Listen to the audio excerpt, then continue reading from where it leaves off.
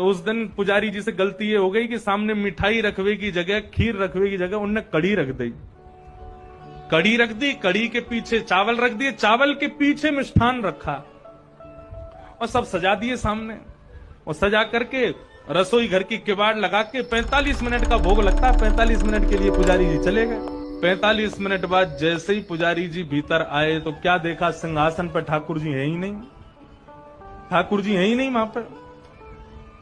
पुजारी जी बोले, अरे भैया ठाकुर जी कहां गए? पूरे मंदिर में हल्ला है, वो सब इकट्ठे है गए, ठाकुर जी कहां चले गए? कोई ने कही, बोले छोटे से ठाकुर जी है सके, इनमें कढ़ाइयन में गिर गए हो, छानो। तो सिंहासन के आगे वाली जो कड़ी की कढ़ाई ही कही जैसे ही छानी, तो वहां में ठाकुर जी निकल आए। अब तो महाराज पुजारी जी बड़े जोर से हंसे, बोले अरे लाल जी को कड़ी इतनी भा गई, इतनी बढ़िया लगी कड़ी की वहां में कूद ही गए। अब तो भैया रोज कड़ी बनेगी ठाकुर जी के काज।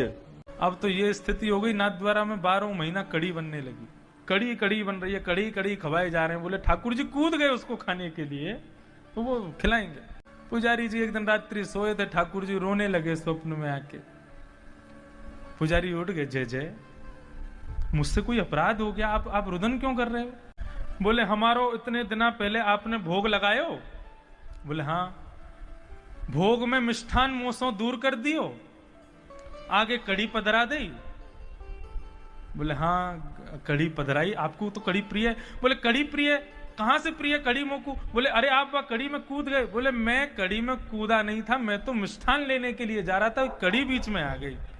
अब हम उसमें कूद गए, आपको लगा कि हमको कड़ी ज्यादा प्रिय है, और तब से आप हमको कड़ी कड़ी कड़ी कड़ी खवाए जा रहे हो।